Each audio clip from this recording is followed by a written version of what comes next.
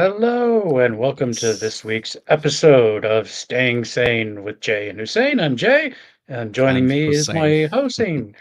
Yeah. So we'd like to Oh, welcome everybody and thank you for joining. And hopefully, this is enjoyable for everybody and be something that we continue to do.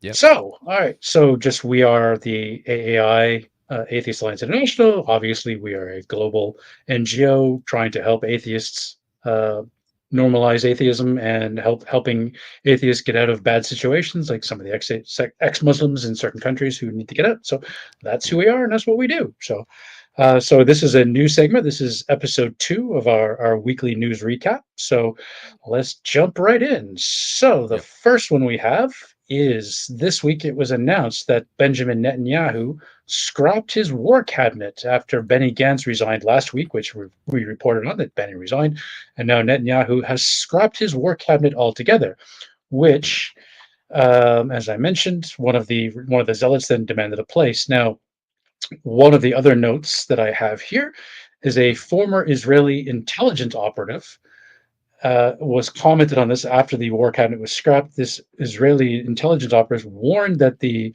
Lebanon-based Hezbollah and mm, the fight with them in Israel could trigger a wider regional conflict. So that's something we're going to need to keep an eye on. Is if this Israeli Gaza thing is going to spill over into becoming a much bigger conflict, but it seems to be that the powers that be are trying to rein that in. Obviously, when Iran bombed Israel mm, several weeks ago, and then Israel retaliated, there was some restraint on their part. So, like while there's a lot of posturing going on between Israel and Iran and other states, it seems that cooler heads behind the scenes are prevailing to try to prevent this from really spinning out of control. So, yep. yeah. Yeah. So, So, Hussein. do you think? Yeah. So, thank you so much. So, it's good to know that we are still on with this staying sane with Jay and Hussein. That we come up with news items and discussing it all over, from all over the world. So, with the news that you were mentioning here, do you think that this war, this Israel Hamas war, is now going to be another um, a fulminant war with Hezbollah? And do you think that it's going to last even more months or years? Well, I saw what did I read something this week. Hmm. Forgive me, it escapes me, but the well, it was one Netanyahu who's supposed to be going to the U.S. I can't remember exactly. It might be this week. It might be in July. I can't remember Hmm. exactly. Netanyahu's going to go and address the U.S. Congress, so Mm. that's going to be interesting to watch for sure. Yeah. As you know, Anthony Blinken, the U.S. Secretary of State, he's spending a lot of time in the Middle East lately. He's been flying back and forth and negotiating with the powers in the UAE and Mm. obviously with Israel. I I think it's going to drag on for a while. I mean, obviously this has been going on for like 70 years, Hmm. but it's kind of a flashpoint. Actually, one of the points I was going to bring up last week when we had our chat about Israel and Gaza. Um, Hmm. one of my friends is a secular Jew, and he and I were chatting about this, and then he actually found a podcast with a what do you call it? An analyst, an Israeli, a Middle East analyst, Okay. who he had the same sort of thought that he and I were discussing that what would prompt Hamas to do the October 7th attacks. And the only thing that made sense to me, and then we found this podcast with this Israeli analyst who concurred with us. Mm. And my thinking is, I mean, Hamas knew what was going to happen. I mean, obviously, they're not stupid. They know they're going to attack Israel. They know they're going to trigger a reaction. And Mm. our thinking, and I think we're right in this, is they knew that Israel's response would be so over the top that it would do exactly, it was calculated to do exactly what has happened, and that Israel has lost its moral authority in the world. That the people around the world who used to give Israel a pass because of anti Semitism and the Mm. Holocaust, now, and especially we're seeing it with these students in the US, all these Mm. protests Yeah. on the US campuses, students who are protesting in favor of Palestinian rights, Mm. that Hamas strategically calculated that Israel's overreaction to obviously Hamas's, egregious attacks, mm, is nothing but short of terrorism. Like there's no point in condoning what Hamas did, but mm, strategically, it makes it makes sense that they knew that they would get public opinion on their side for what's mm, going on. Now, this is one of the I don't know if you watch, but I watch Bill Maher's real time with true. Bill Maher, and Mm, he's been going on a lot about these protesters in the U.S. These college kids going on, oh, that they are condoning Hamas terrorism. I'm like, no, that's a straw man argument. I mean, some of these kids might be cheering on Hamas and terrorism because they're, forgive me, fucking stupid. But, and I'm not in the US, I'm not on these campuses, but from what I have read of these protests, these students are not advocating for terrorism, for Hamas terrorism. They're advocating for Palestinian human rights, mm, which is what I advocate for, and what many other secular Jews and the people who are against the what the state of Israel is doing to the Palestinians. A lot of secular Jews, like Noam Chomsky, has been speaking out about this for years. mm, So yes, it's going to drag on, but it appears to me that the cooler heads are somewhat prevailing to really keep this from spinning out of control. And as I said, I think Hamas's strategy in the attack was to get public opinion on their side and force Israel to the table to negotiate. mm, yeah, Obviously, if you've watched any of the clips of Netanyahu, and forget, okay, again, as I prefaced this with a disclaimer last week, these are my opinions. This has nothing to do with AI. mm, Netanyahu is a complete fucking asshole. If you watch any of the clips of this guy, he is a fucking tool. I mean, he is just for 40 years he's been going on about, oh, all the Palestinians are terrorists and they just want to kill, all of this dog whistling of, all Palestinians want to kill all Israelis, which is just a dog whistle, and it's a straw man argument. Um, there was a very well known, I apologize, I can't remember his name. He's a Palestinian American scholar. Um, and there was a talk show that Netanyahu and this Palestinian American scholar were on. And of course, Netanyahu, with recourse to his bullshit rhetoric, goes, "Oh, I almost didn't come because this professor would, he wants to kill me." And I'm like, "Fucking get real! He doesn't want to kill you. He's a professor. You're here to have a dialogue." Yet Netanyahu killed himself with all of this stupid fucking dog whistling bullshit that all the Palestinians want to do is just kill all the Israelis. So I mean, Netanyahu's got to go. I mean, obviously, before October 7th, we saw months and months of protests by the mm, Israelis against Netanyahu, and those protests haven't quieted down. So mm. I'm gonna get So, I'm gonna get off my soapbox here, but yeah, I hate so Netanyahu. He's just an asshole. He's the yeah, major obstacle to peace in the Middle East, and he's got to go. I can understand that way of thinking. So at the same time, did you come across this statement by Yahya Sinwar that this is something like a necessary sacrifice? That was something that was outed by Wall Street Journal last week. And this was So sacrifice on the part of Hamas or on the part of Israel? yes, On the part of Hamas. Hamas. Okay. So that's No, I how didn't they see that. were. Yeah, that's how they were. This statement was intercepted by this journal, and they got it published. And in that, it was clearly mentioning that um, the aim of Hamas is to, as you said, to drag this issue onto the international platform where Or I mean, Israel will be cornered, and their moral that kind of existence is heavily questioned to a point that Israel lacks all these moral backing in this way.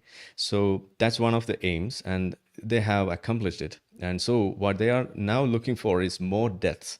So the exact statement was this is necessary, a sacrifice that is necessary to accomplish our aims. This is what Hamas believes, the leaders of Hamas believes, and this is something that was communicated between Yahya Sinwar, the mastermind behind this October 7th attack, and that was communicated to their top leaders who are sitting in Qatar and in Oman and other places.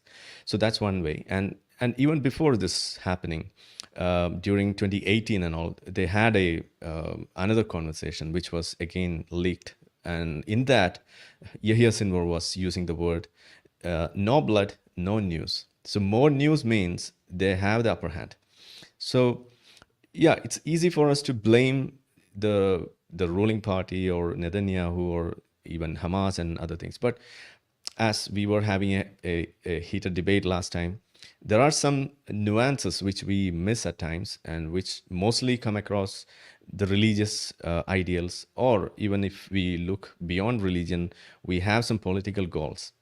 So okay, on a realistic point of view, if we look for that and we are standing for a peaceful coexistence in that region, what we have found all these years is that um, from the beginning, like 1947 to 67, then 93, and even very recently until now, the two-state solution was a plan that was available for everyone to choose, but it was always denied or was rejected by one side while it was accepted by the Israeli side. But now what we are hearing is that they don't have such a plan.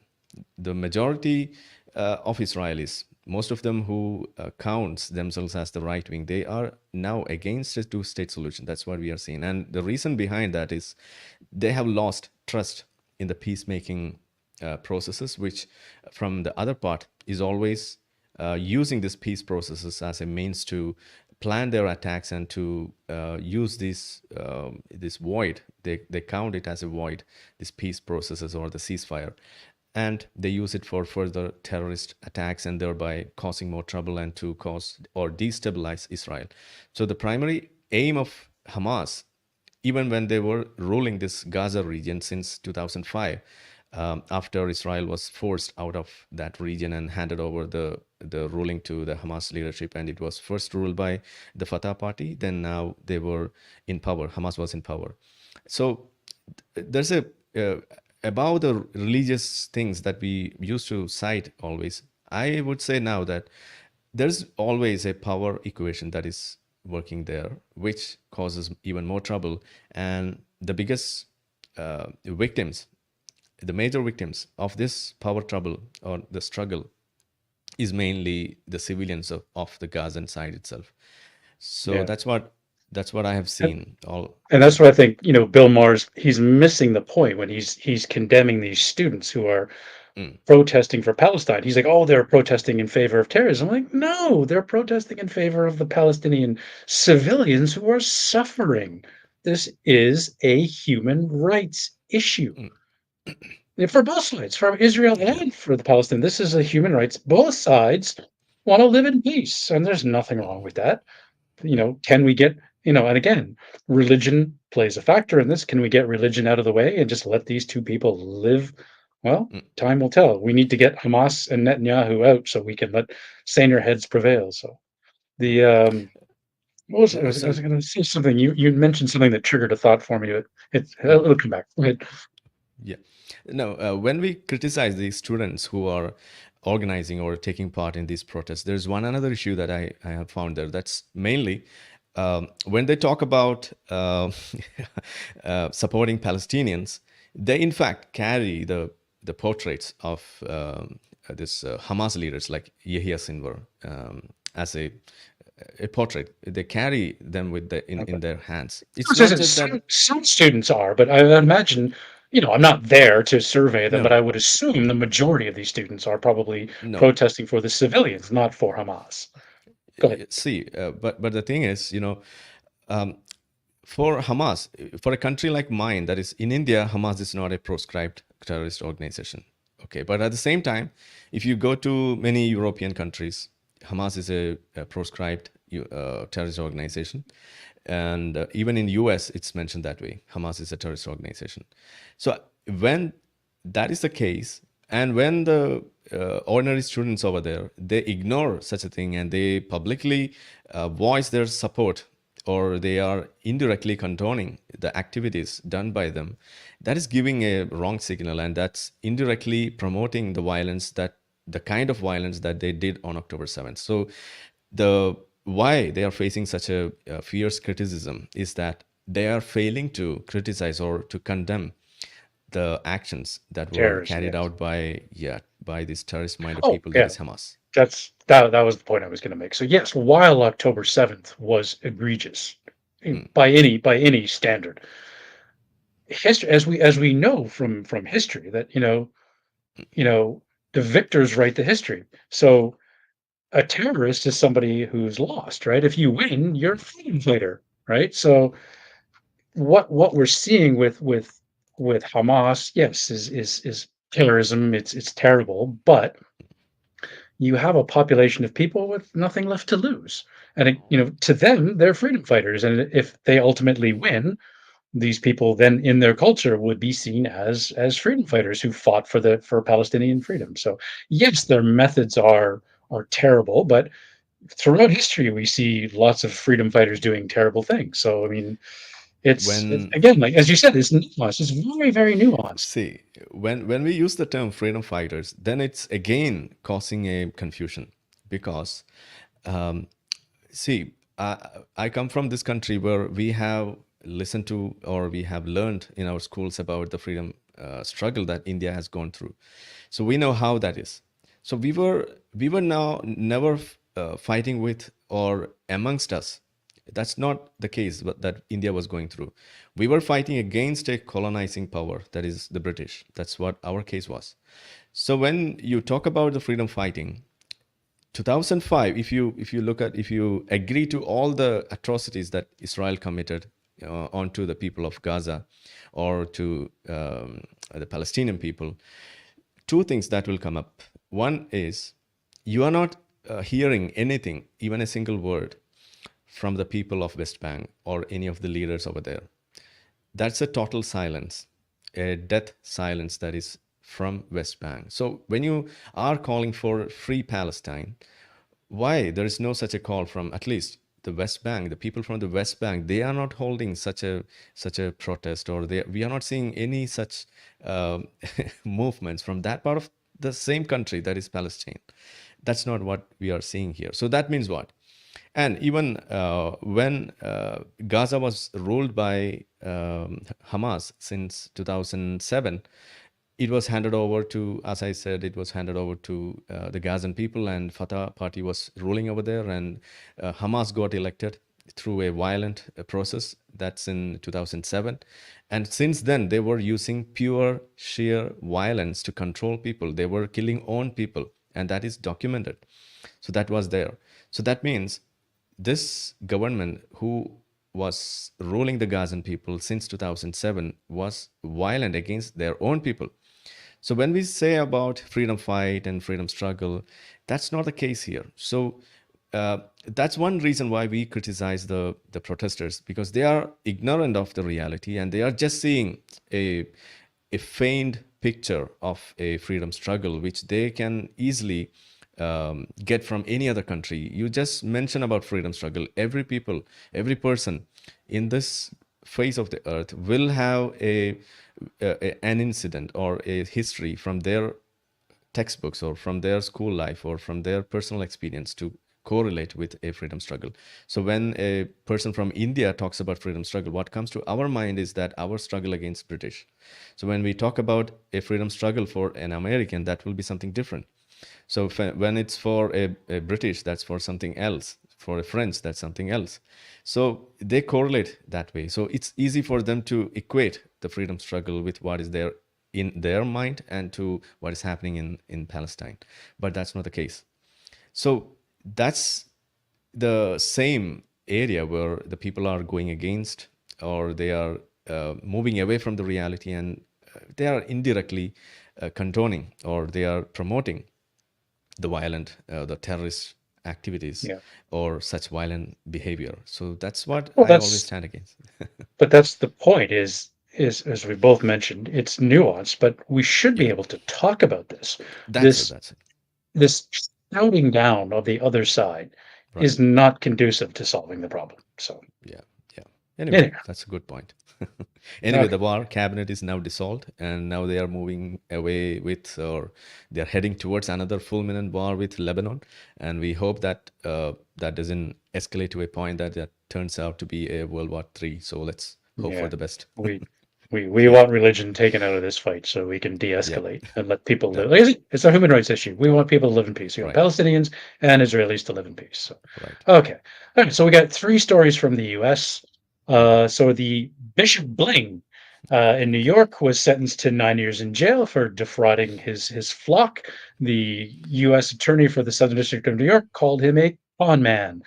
And in Louisiana, the government there has passed a law that the Ten Commandments must be posted in all classrooms. Obviously, the Freedom from Religion Foundation and other secular organizations are challenging this. Now, this is being done deliberately, as we saw with the. Uh, we have the Supreme Court now has been stacked by Trump with conservatives. So what Hmm. we're seeing in the US now is the state governments now are deliberately pushing through legislation that challenges the First Amendment of separation of church and state. So by declaring they're going to put 10 commandments in all the classrooms, they know they're going to trigger a Supreme Court challenge. This is their strategy is to get it Hmm. in front of a Supreme Court that is has slung to the Christian right so that they can try to subvert the US Constitution. So that's deliberately why they're doing this. So obviously, Hmm. freedom from religion is going to challenge it. All right, and then in Missouri, counterintuitively, a group of religious leaders are challenging Missouri's near total ban on abortion, arguing, especially the Jews, that they permit and require abortions when the mother's health is at risk. But the judge has rejected their claim, saying life begins at conception. So, kind of wonder if this judge might be an evangelical Christian. So, I sense a challenge coming here in future appeals. Okay. And then one other, like in my own backyard. So in Thailand, Thailand has become the first country in Southeast Asia to who passed a law for allowing same-sex marriage. Now, Hmm. Thailand is, I don't know about other countries, but Thailand is a little weird this way. So they have passed the law, but it still needs to go through some bureaucratic approval. It'll take about 120 days, they're saying. Oh, okay. So while it's been passed, it's not officially enshrined. It has to be published in the Royal Gazette, which takes Hmm. like another 4 months. So it's been passed. Now it's not. It doesn't allow everything. So it does allow inheritance and joint benefits, property ownership. It does not allow adoption by same-sex couples. So there's still some ways to go here. Hmm.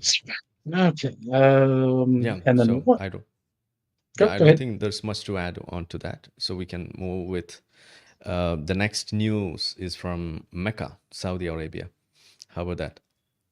Sure. Yeah. So Okay, so that's yeah. Go ahead. uh, yeah, that's a news which after I went through, I found that to be so horrific, and at the same time a thought-provoking and a little bit funny though too, because it's always hard to believe that, or hard to see, almost 1,000 people died in Saudi Arabia, Mecca, during this year's Hajj, the annual Hajj pilgrimage.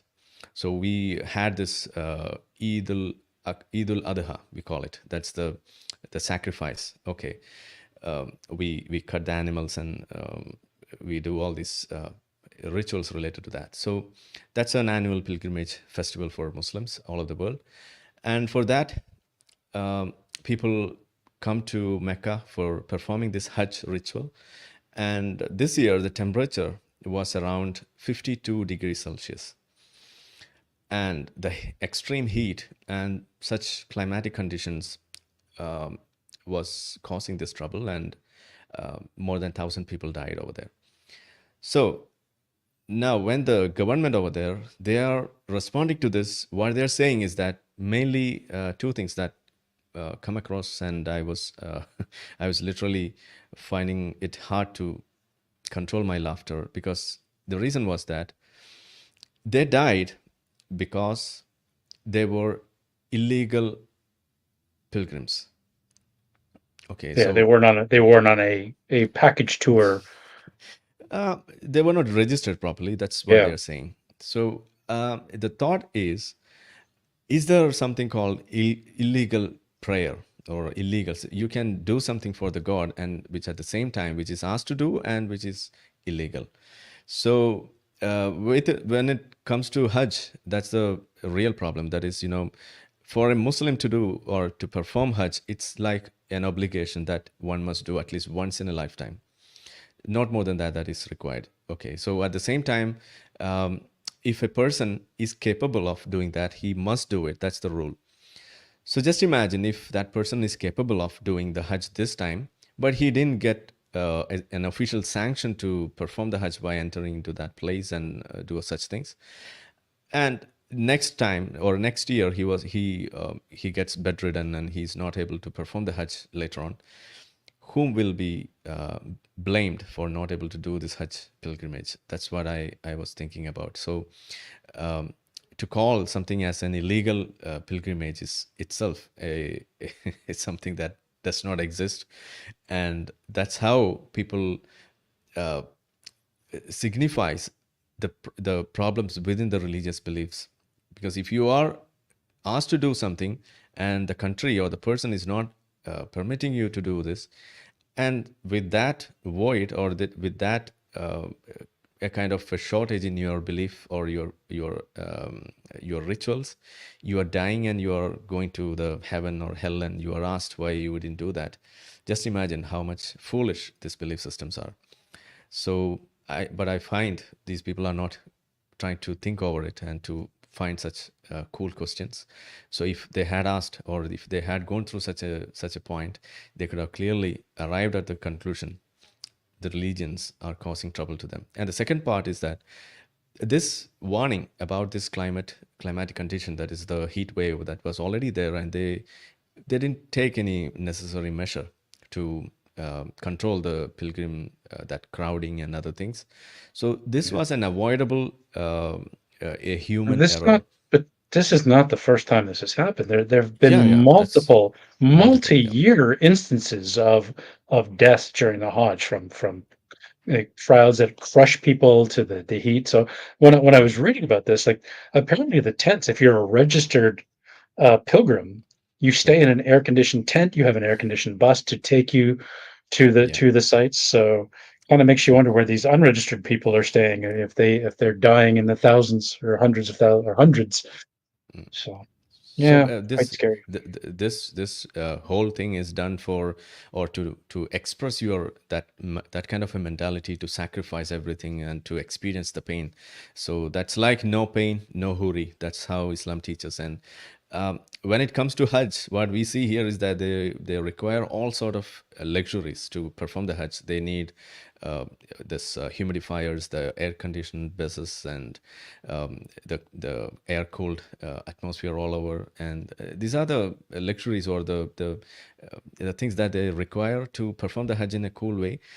And still they boast about having done some sacrifices in their life, to took some pain to do this. I, I'm So presuming you never did it back when you were a practicing Muslim. You never did the Hajj.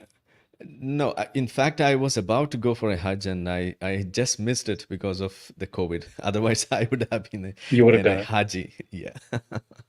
Oh, so you've only been an atheist for a couple of years then. If you Yeah, were going to very, go very before recently. COVID. Very Oh, recently. okay. I had 2018. assumed. Okay, 2018 born. I had assumed you were a little older then. Okay, all right, cool. No, no, All no. right. Yeah, my dad lived in Saudi Arabia, or he worked in Okay. Saudi Arabia. Hmm. He was working for Saudi Telecom as a consultant. Okay. And to go to Mecca and Medina, if you're not Muslim, you need That's, like special permit if you're a yeah. non-Muslim to go to those cities. And so he needed to get like the special permits to be able to. I Mm, don't think he ever went to Mecca. He did go to Medina, but he mm, needed permission to get there. So, but I mean, mm, I've been in Saudi twice. I was there as a teenager. Um, been to Riyadh and Jeddah and some other cities. So it was interesting. So it's mm, because I had been in Saudi. So when I was in university, in my last year, I actually took an elective in Islamic history because mm, I had stayed in Saudi for like, I think in total I was there maybe for like 6 weeks, 3 weeks for Christmas and 3 weeks at March break. So it was interesting. I mm, mean, like, how many kids get to go to Saudi Arabia and experience mm, like such a radically different culture? So that's where I discovered mm. shawarmas. I still love them. So Yeah. yeah. Okay. So, Oh, can I go to the next one? sure. That's from Pakistan, and that's a death, and that's a horrific death of a person who was a Muslim, Suleiman Khan. That's his name, and he got killed uh, in the northwestern province of Khyber Pakhtunkhwa, after he was accused of desecrating the Quran, the holy book of Muslims. So the incident occurred on Thursday evening in Madian, a town in the Swat district, a popular tourist spot located 280 kilometers from the capital city of Islamabad. So the person was accused of committing blasphemy. So that's by desecration of Quran. That's what he was accused of, and he wasn't on a holiday, or he was, I think that not just a holiday. He was roaming around to escape this mob lynching and other things, and he was in this town that's near to Swat region, and there the people identified him. He was staying in a hostel, kind of a shelter, and from there, through the mics or the loudspeakers in the masjids nearby, it was called out that this person who you were searching for all over, he's present in this area, and he was identified, and he was cornered, and he was caught by those people. And by the time the police arrived, and they took him, arrested him, and took him to the nearby police station. But from there, this mob, they followed him, and they attacked the police station, and they took him out. They set ablaze this police station and this person, and he was burned to death, charred to death on the roads over there. And So this that's how. person was a Pakistani, or he was Yeah, a he was a foreigner Pakistan. living? Okay, He was a Pakistani. okay, So on, and the whole thing is on the basis of this blasphemy charges. So that's the horrific story from Pakistan. So, yeah. and it's I high didn't hear time. about. I mean, normally that Yeah, kind of stuff makes the news, but I did not hear about this one because obviously these stories have made the news in the past, but I had not heard that one. So that's this interesting happened that it didn't make the news. 21st. So Yeah, this yeah, happened two and it days said ago. the mob went to the police station, and that's Yeah, frightening. So, yeah. because like It's this not. has happened before. Like this has Yeah, happened more than once in Pakistan, where these definitely. mobs go nuts. Yeah. And I think this So is the fifth case happening in this year, in this last 12 months. So if this happens. if I can relate Mm, a related story. So mhm, I worked in Pakistan in 2018, right when you became an atheist. mhm, Maybe you met me, and that's why you became an atheist. So, um, I had met. I mhm. was at the Humanist International um, Asian Humanist Conference. Okay. I had met a Pakistani who had come to the conference, and he's now since left Pakistan. He's applied for asylum in another country. He's since gotten out. When I was in Pakistan, I emailed him and said, "Hey, I'm working here. I don't know if you're nearby. Like I was in Lahore and Karachi. I worked in both cities. Couple like I was back Mm, and forth. I said, I don't mhm, know where you are, but maybe you're nearby." So he came to have dinner with mhm, me. mhm, This was within a year. Maybe I can't remember. It was less than a year, maybe 6 months. So there was that student. So mhm, back in 2018, the student who'd been dragged out of his dorm by a mob and beaten to death. So this had only happened like within like 6 to 8 months that had happened. This gentleman and I are having dinner in a public mhm, restaurant in Pakistan, and this is when, and I've talked about this on the podcast before with other guests. So mhm, some of you watching may have seen this. So that is when the concept of freedom really hit home for me. That, having grown up in Canada, and living in a free country, here I am in a restaurant in Pakistan.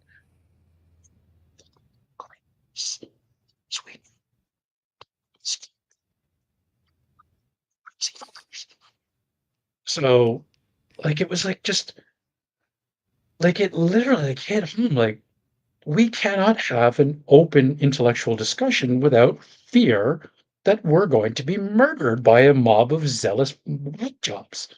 So that this happened again, is not a surprise. So, but mm. obviously Okay. something needs to happen. So Yeah. scary. So, and for an average Pakistani or for a citizen over there, this is just another news for them, and they are just waiting for the next one. Because last time when we had this first episode of this program, we mentioned about another a Christian family who got attacked, and they were also burnt and killed by this the same problem, that is the mob lynching. So every week we get one incident of blasphemy, death, killing, mob lynching from Pakistan. Yeah. I And I was think, I yeah. was I was in Karachi when Asia Bibi, when they released her, Oh, and oh, they oh. had all these protests, and the mob went nuts because how dare they let this girl go. I Mm, was there when that happened, and one of the mobs had closed down a major intersection, like just a block or two from where I was staying. mm, And my coworker's like, "Don't go out. Stay mm, stay home, like, stay in your condo. Don't mm, go out. Just if you need food, order something in or ask us. Just don't go anywhere near these guys." So, mm. because who knows what they'll do to you, so Now, when we look at these incidents, and when we say that the motive behind this these kind of mob lynching attacks and blasphemy um, accusations and other things, the reason behind these is not just any weird thought process that born in the minds of any of these people, but it's a religion itself. That's the uh, some instruction that's given by a religion, that's Islam. So, isn't that a valid reason to uh, fear or get frightened about Islam? So, when a person yeah. gets frightened about this idea of Islam, how come it can be justified that you are an Islamophobe? Do you agree to Yeah. that? Like, no, again, this is just like when Israel tries to shut down a discussion by playing the anti-Semite card. It's just done to shut down any legitimate discussion. Oh, you're an Islamophobe. Oh, you're an anti-Semite.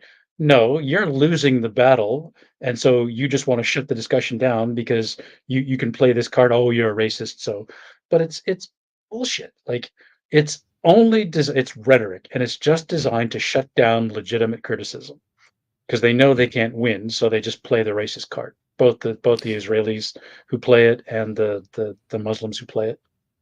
mm. But when we try to compare both of these, there's a crucial difference. Because we never heard about this anti-Semitism, rising anti-Semitism, and other things until we started discussing about October 7th. But um, No, it's been there all along. Like I've got yeah, quotes from Israeli cabinet ministers from 40 years ago mm. claiming that the state of Israel uses anti-Semitism to shut down any criticism. So this has been going on for decades. So yeah, This is so nothing but new. the I'm not saying that that's not new, but that's not a the way that the Islamists and these countries like this, and the even when you talk about this Islamophobia, that argument that was raised by then Prime Minister, that is Imran Khan, in the UN General Assembly to formulate a motion. He moved that idea to come with a day for uh, combating Islamophobia. So that's something that he did on, and the date was, I think it's March 15th or so. So that's the International Islamophobia Day. So he wanted that to happen, and he was talking about all these incidents, all these problems that is Islamophobia, without mentioning any of these incidents. So he was silent about these mob lynching, all these atrocities done by Pakistanis on Pakistanis. It's not done over anyone else. It's not done over any foreign people or any other than not just about non-Muslims. Even Muslims get lynched like this. Ahmadiyas are one of the sects who get constantly chased down for the calls on they are kuffar. That means they are non-believers. They entered some religious places. Recently, what we saw is that during this Eid al-Azha, so for that Ahmadiyya, they were sacrificing some of the animals, and that was uh, taken as a frame for arresting them, because they did something that Muslims did, are supposed to do only by Muslims. They did something that was not to be done by an Ahmadiyya. So they were arrested for performing the same sacrifice that Muslims can do. So they are not considered as a Muslim. So these are the things which goes on in Pakistan, and they are Yeah. coming up and asking for a day to combat. Islamophobia. So isn't that uh, a contradiction from their part? And is it viable, or is I it would say, justified yeah. when we compare it with Israel? Yeah, I would say it's a contradiction. When I was in Karachi, my colleague's Mm, wife was an Ahmadiyya, and she was telling me about like the discrimination and persecution that they faced in Pakistan, mm, which was the first I'd heard of that. It's not something that makes like the international news. So she was the one who told me about it. She herself was an atheist. So one of the issues, I mean, I met a lot of atheists in Pakistan, but obviously they can't be public about it, right? They can't stand up and go, "Hey, I'm over here. Like, count me in the census." These were private conversations that I had, like that they felt comfortable talking to me as a Westerner, mm, and that they could talk to me. But I've had a lot of them. One mm, guy's like, "Oh, I should have like a like have an event at my house and like serve some food and drinks and have you come over and you can talk to all these people." And then I'm sure the police would have found out about it and raided the place, and mm. I'm sure I would have Yeah. ended up on the news. Anyway, next week I'm hosting one Pakistani Christian who is now in exile, and I'm talking to him on in my channel. So I'll let you know if we can host Sure. him on AAI channel too. So we'll get to know more about how these minorities are getting persecuted in Pakistan and how they are chased down, and the problems faced by them. So I think Yeah, that's required to let the world know about their realities. exactly. Okay. Tajikistan. So yes, Tajikistan is the next news in line, and it's about the hijab ban. So, Tajikistan is a country which has more than 90% of Muslims as population, and it's a Sunni majority country. And even then, they have come up with a new law which prohibits people from wearing hijab. So, that's a blanket ban over that, and it's not allowed to wear a hijab. Um, and they call this hijab as alien garments. So what is alien here is something that goes against the culture of Tajikistan. So Tajikistan is known for their own culture, their own language, and other exquisite things like that. So they find this as a symbol of the radicalization that's going on in their country. So as a taking the cue from that, they are now coming up with this ban uh, to stop the spread of Islamization in their country. So it's a kind of Tajikinization that's going on in their country uh, to bring back those people who were attracted towards Islam and towards the ISIS ideologies. And ISIS was having a stronghold in Tajikistan. It's known to have a strong hotbed of ISIS in Tajikistan, and this place lies closely to Afghanistan and Pakistan, bordering these regions. So they are known for such ISIS atrocities. So radicalization and a threat to their own culture is the two reasons which they have cited as a reason to ban this hijab. And it's not just hijab ban that happened there. It's also two things. One is allowing children to take part in the festivities during these two festivals of Islam, that is Eid al-Fitr and Eid al-Adha. So these are the two festivals in which children are not allowed. And along with that, men are made to shave their beards. They are not allowed to keep a beard because that again signifies, or it again gives an idea of how much Islam they carry. So they are not allowed to display publicly their religious symbols. So this is the news, and the most important aspect which I take out from this news, or this hijab ban rule, is that they have finally agreed to count hijab as a religious symbol, as opposed to what is seen outside or in all over the world, that hijab is counted as a dress or a clothing item. Hijab is not a clothing item; it's a religious symbol masquerading as a clothing. Sorry, hijab is a religious symbol masquerading as a clothing item. So we need to make this distinction properly to understand why this is getting banned and why it is required to get banned in any society which Islam tries to be a threat to the secularization process. Yeah. I agree. We have one more news story, but just quickly, we have a comment saying, Hussein, please consider Rebecca and Harris Sultan. So we've had Harris on the show before. Yeah, He's always welcome. So Harris, if you're watching, let us know if you want to come on. You're more than welcome to be on the show. I don't know who by Rebecca who he means. Maybe Rebecca Rebecca. Yeah, from Rebecca Atheist Republic. is no. She's from Israel. She's a Jew. Oh, okay. Oh, Yeah, okay. I don't know who that Rebecca is. So, but yeah. She's presumably you know a who she is. yeah. She. I had her on my channel. We had an interview, Oh, okay. one or two interviews. Yeah, she talks Oh, okay. about the Jewish viewpoints or the Israeli viewpoints. She's an atheist. Okay. Yeah. Okay, well, we have one of our affiliates is really atheist, so I've asked if their president would come on, but obviously this is such a traumatic and emotionally trying time. He's denied, not denied. He's declined in the Yeah. past. He may wish to come on in the future, but when all this hit, obviously he was too emotionally upset to come on. Hmm. But we do have the Israeli atheists who are an AAI affiliate.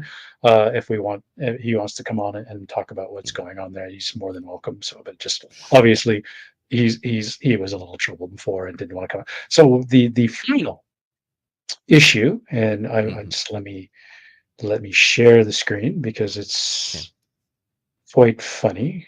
Mm. Select the window. Okay. So in Scotland, can you see my screen now? Yeah, it's coming. Yeah, I can. Yeah, so the Church of Scotland is having a huge property sell-off, so that's why I wanted to bring up their webpage. Look at all of these properties they're selling. There's like over 50 properties that the Church Wow. of Scotland is selling off. So that begs the question, what's going on in Scotland that 50 properties are being sold? Churches and land and houses. Uh, I think the cheapest one I saw was about 35,000 Okay. Irish pounds. Yeah, this one. There's a church, It's Lagan so Church it's in Newtonmore for 35,000 baht, so it's pounds. it's like easier than buying a home over there. You can buy a Yeah. church. So what I would like to know, which leave your comments on the chat. Would you AAI?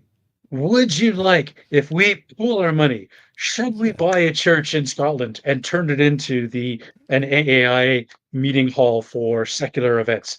Let us know what you think. If you want to that's a good donate, idea. should we have a fundraiser to buy a Church of Scotland property? Let us know in the comments. I think it would be absolutely hysterical if AAI Yeah, were to buy one of these Church of Scotland properties and turn it into a secular shrine to reason and free thought and having a good time. yeah. A church for an atheist, like which Yeah. talks, which is the house of blasphemy. My, my weekly sermons on reason, free thought, philosophy, how to raise your how to cook your baby, Yeah. all kinds of guys. Okay. Okay, let us know in the comments. I seriously think this Yeah. would be absolutely hysterical. Please let us know in Yes. the comments what you think if you'd be interested. I think we should make a clip out of this portion and we should circulate it Yeah, more. And sure. Yeah, let's do it. Yeah, we can do a reel. Okay, yeah, that's so it. 3, 2. All right. AAI. The Church of Scotland is having a massive property sell-off. There's over 50 properties. Would you be interested in donating if we can pool our money and AAI can buy a piece of land or a house or a former church in Scotland? Would you be interested? Let us know in the comments, and maybe if we have enough interest, maybe we'll do a fundraiser and we'll see what we Yeah. can do to make that happen. Yes. Just come forward. Great. Okay, Great. so S- that is it for this week. Any other news stories, or we've No, covered? I think we are done. Yeah. We're done. Okay. Well, Yeah. thank you, everybody. We've got 13 viewers right now. I Yeah. think we had This, upwards yeah. of 15 or 20 at one point. But thank you, It will, everybody. it will, Comments it have been will great. increase. It will increase. I'm definitely, I'm pretty sure about that because the only thing is that we have to be consistent with this. Yeah. So I think we have already made a plan for True. 20 weeks. Okay. Yeah. So Well, I do. Yeah. yeah, I think we're getting into a groove. I like the back and forth and like we can talk about a number of subjects. So yep, for me, that's it's it. fun. So I Yeah. hope it's fun for you. It's fun for me. I'm assuming it's fun for Hussein. Yeah, So maybe in the future we could allow some of the viewers to come forward and to share their views also. That'll even be more engaging, yeah. and we can even try that in the future. Yeah. Yep. Okay. So thank Okay. you so much. Thanks, Peace everybody. out. Bye. Stay sane. We'll see everybody next week. Jay and Hussein. Yeah. Bye bye. Bye.